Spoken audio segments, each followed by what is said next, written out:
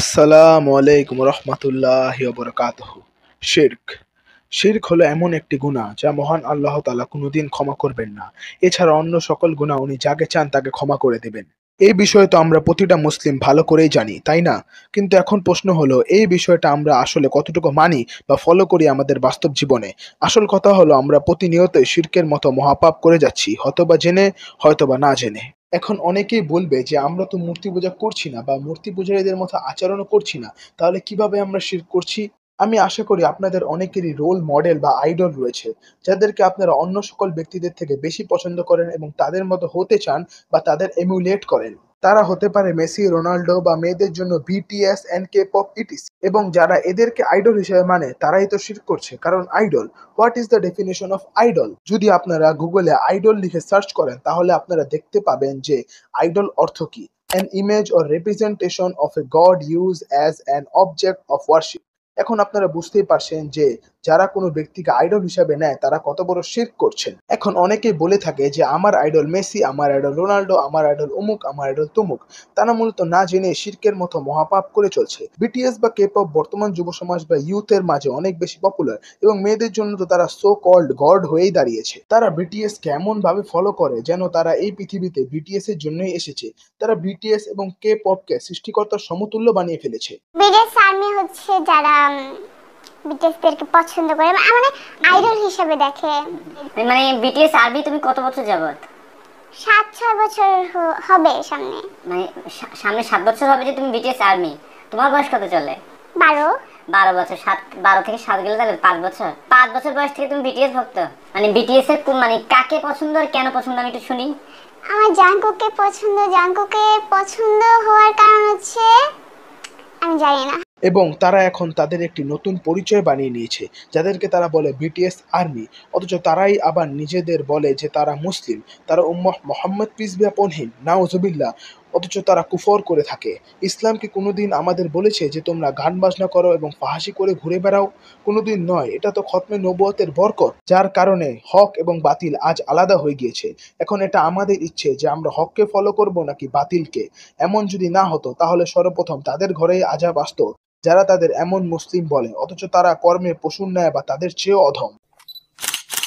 কে পপের ভিতরে প্রথম ব্যান্ড যার নাম ছিল সিও তাইজি অ্যান্ড বয়েজ, তাদের থেকে আইডলের গ্রুপ শুরু হয়েছে। এবং আপনি যদি নর্মালি গুগলে আইডল সার্চ করেন তাহলে আপনারা তাদেরই দেখতে পাবেন। কে পপ, জে পপ, এদের গ্রুপ বা গ্রুপ মেম্বারকে আইডল বলা হয়। আর আইডল অর্থ কি তা আমি একটু আগেই বলেছি। এখন অনেকেই বলতে পারেন আমি ভিডিও শুরুতে যে আইডলের কথা বলেছি সেটা অন্যটা এবং এই আইডলের অর্থ অন্যটা। এই ভিডিওটা দেখতে থাকুন, তাহলে আপনি বুঝতে পারবেন যে এই আইডল এবং ওই আইডল দুইটাই সেম। আর বর্তমান সমাজকে দেখে কি আপনার মনে হয় না যে বর্তমানে কোনো না কোনো ভাবে মানুষ কোনো না কোনো ব্যক্তিকে আইডল বানিয়ে নিয়েছে? আইডল শব্দটি সিঙ্গার, ড্যান্সার এবং অ্যাক্টরদের জন্যই ব্যবহার হয়ে থাকে। আর বর্তমানে এরা ইউথ এবং টিনেজারদের আইডল। এবং তাদের জন্য আরেকটি শব্দ ব্যবহার হয়ে থাকে, সেটি হলো সুপারস্টার বা স্টারও বলতে পারেন। আর হলিউড সিটির ভিতরে ফ্লোরে আপনারা স্টার আকৃতির কার্পেট বা ওয়াক অফ ফেম দেখতে পাবেন, যেটাতে বড় বড় স্টার বা সেলিব্রিটিদের নাম লেখা থাকে। আমরা সেলিব্রিটিদের স্টার হিসাবে চিনি, যেটা পুরোপুরি স্যাটানিক। এখন অনেকেই বলতে পারে এটা স্যাটানিক হওয়ার কারণ কি? এটার কারণ হলো অ্যালিস্টার ক্রলি, যে নিজেকে শয়তানের নবী বলতো এবং শয়তানের কথা মতে একটি বই লিখেছিল যার নাম ছিল দ্য বুক অফ ল। সেই বইয়ে এই শয়তানের পূজারী পুরুষ এবং নারীকে স্টার বলেছিল। আর আপনি দেখবেন পেগানদের ভিতরেও এই কনসেপ্ট আছে। এবং শয়তান কত চালাকি করে মানুষের মস্তিষ্ক নিয়ে খেলছে। যদি আপনি শয়তানের জন্য কাজ করেন, মানে আপনি যখন সিঙ্গার, ড্যান্সার বা অ্যাক্টর ইটিসি হন, তো তখনই আপনি স্টার হয়ে যাবেন শয়তানের অনুযায়ী। মানে একমাত্র হারাম কাজই আপনাকে স্টার বানায়। কে পপের ভিতরে বেশিরভাগই 15 থেকে 16 বছরের ছেলেমেয়েরাই অডিশন দিয়ে থাকে। তারপর তাদের একটি ভিন্ন ধরনের স্কুলে পাঠানো হয় এবং সেখানে তাদেরকে ট্রেন করা হয়। তারপর যখন তারা স্লেভ কন্ট্রাক্টে সাইন করে, তখন তাদের সকল কিছুর উপর কন্ট্রোল হয়ে যায় তাদের, যারা এই কে পপ ইন্ডাস্ট্রিকে চালায়, মানে ইলাইট ক্লাস। এখন যারা কে পপের ফ্যান হয়ে থাকে তারা সকল ফ্যানদের থেকে একটু আলাদাই হয়ে থাকে।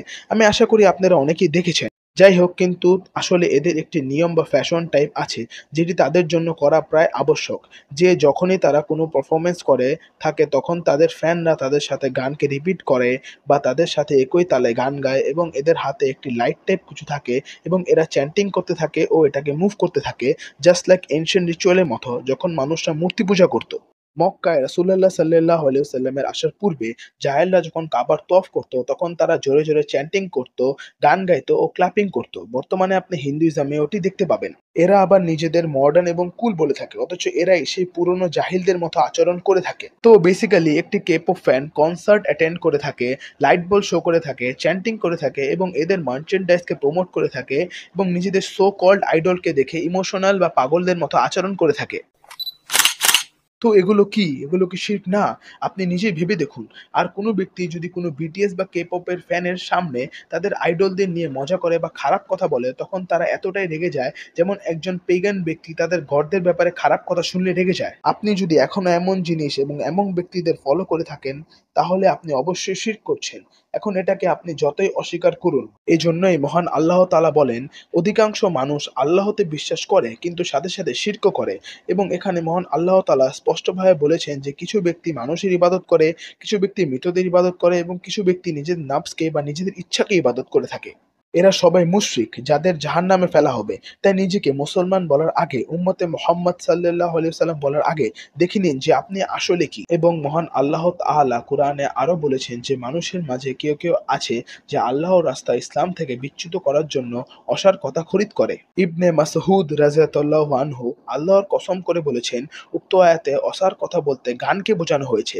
এবং আনাস রাযিয়াল্লাহু আনহু থেকে বর্ণিত, রাসূলুল্লাহ সাল্লাল্লাহু আলাইহি ওয়াসাল্লাম বলেছেন, অবশ্যই এই উম্মতের মধ্যে ভূমিধস, আসমান থেকে নিক্ষিপ্ত গজব ও দৈহিক রূপান্তরের শাস্তির প্রাদুর্ভাব দেখা দিবে। এসব তখনই ঘটবে যখন তারা মদ্যপান শুরু করবে, গায়িকা রাখবে ও বাদ্যযন্ত্র বাজাবে। এখন আপনি নিজেই ভাবুন যে এখন কি এগুলো হচ্ছে না? যে মানুষ বা ইউথ কুরআনকে না শুনে ডেমনিক জিনিসকে শুনছে। ওয়াল্লাহি ইমাম ইবনে কাইয়্যিম বলেছেন যে music is the Quran of শয়তান।